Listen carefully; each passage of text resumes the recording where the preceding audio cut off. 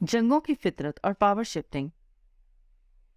An article by Imtiaz Rafi but, chairman Jinnah Rafi foundation and Rafi group.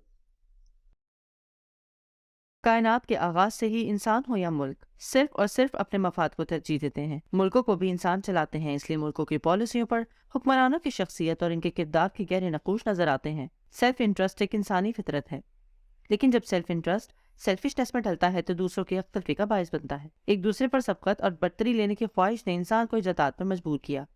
دیکھا جائے تو سوئی سے لے کر ہوائی جہاز اور جدید ٹیکنالوجی تک جو چیز بھی ایجاد ہوئی وہ جنگی برتری کے تناظر میں کی گئی.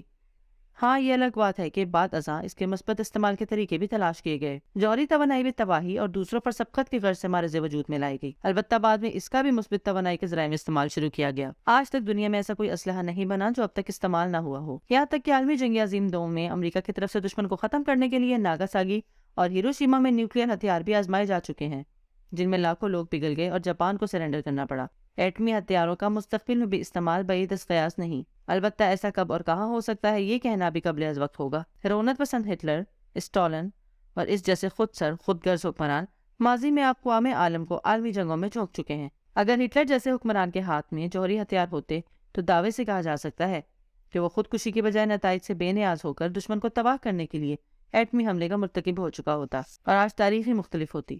امریکی صدر جو بائیڈن, روسی صدر پیوٹن, بھارتی صدر نریندر مودی, سعودی حکمران محمد بن سلمان, شمالی کوریا کم جونگ اور چینی صدر شی جن پنگ جن حالات و واقعات سے گزر کر ان عہدوں پر پہنچے ہیں, ان کے انداز حکمرانی اور ان کے ملکوں کی طاقت کے استعمال میں اس کی واضح جھلک نظر آتی ہے. امریکہ ایک وقت میں واحد نیوکلیئر پاور تھا جس کے بل پر وہ پوری دنیا کو ہانک رہا تھا. اس کی فوجی قوت اس کی معاشی طاقت کا سرچشمہ تھی. امریکہ دنیا بھر میں ہتھیاروں کا سب سے بڑا فروخت کنندہ بھی تھا. ایک طرف وہ دنیا بھر کو اپنے جدید اسلحہ فروخت کر رہا تھا اور دوسری طرف عالمی امن کا کھوکھلا نعرہ لگا کر CTBT پر عمل درآمد کا ڈرامہ رچا رہا تھا, لیکن اپنی جوہری قوت کی قربانی سے گریزا رہا. امریکی صدور امریکہ کی اس عالمی حیثیت کا ادراک کرتے ہوئے جاری رویہ اپناتے ہوئے بدمست ہاتھی کی طرح جہاں گئے تباہی پھیلاتے گئے, جس کی بدولت عراق, شام, فلسطین, Libya, Afghanistan, Hong Kong, South Africa اور افریقہ سمیت کئی ممالک میں کوئی بھی اقدام اٹھاتے ہوئے اس کے قانونی, اخلاقی اور معاشی رد عمل کی کبھی پرواہ نہیں کی. ادھر سابق امریکی صدر ڈونلڈ ٹرمپ نے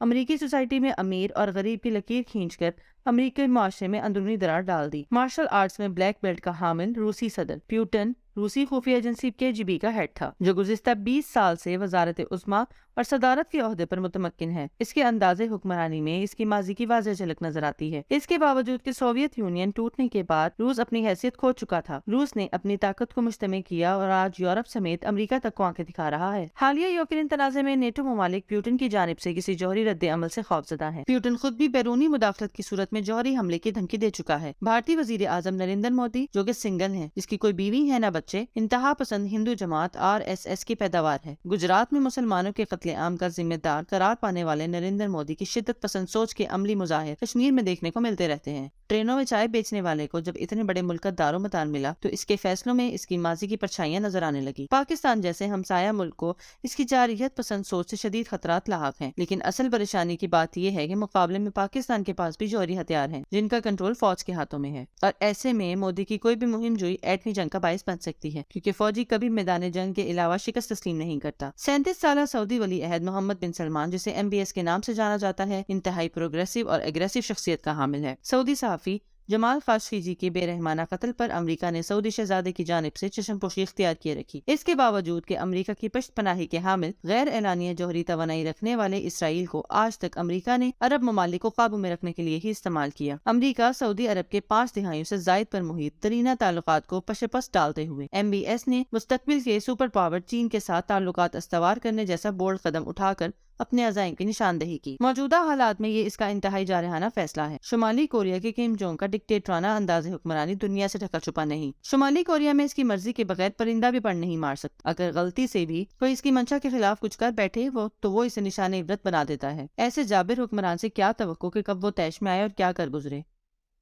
امریکی صدر جو بائیڈن مختلف ادوار میں سینیٹر اور دیگر اہم عہدوں پر فائز رہ چکا ہے، لیکن انتہائی کمزور صدر ثابت ہوا ہے. ایسا لگتا ہے کہ جو بائیڈن کی حکومت پینٹاگون ٹیک اوور کر چکا ہے. کسی سیاسی حکمران کے انداز فکر اور فوجی افسر کے سوچنے میں بڑا فرق ہوتا ہے. سپر پاور کبھی کسی رائزنگ پاور کو آسانی سے تسلیم نہیں کر پاتا جب تک اسے شکست سے دوچار نہ ہونا پڑ جائے.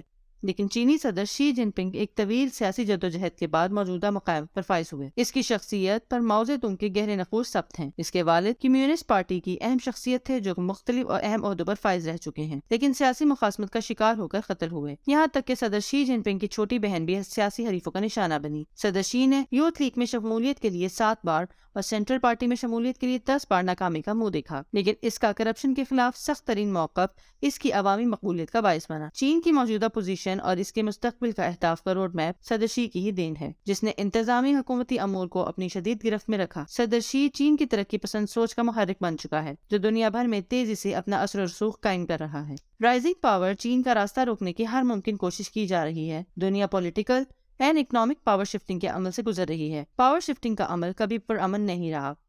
یہ دنیا کو ایک نئی عالمی جنگ کا راستہ دکھا سکتا ہے۔ ایسے میں دنیا کے اہم جوہری ممالک کے حکمرانوں کی شخصیتیں، کردار اور ان کی مینٹالٹی دنیا کو کسی وقت بھی تباہی کی طرف لے جا سکتی ہے۔ یہ دنیا محض اللہ کے فضل کے باعث ہی ابھی تک کسی بڑی تباہی سے محفوظ ہے۔ صرف اللہ ہی ہے جو اس تباہی کو ٹال سکتا ہے، ورنہ ان حکمرانوں سے کچھ بعید نہیں۔ An article by Imtiaz Rafi but, chairman Jinnah Rafi foundation and Rafi group.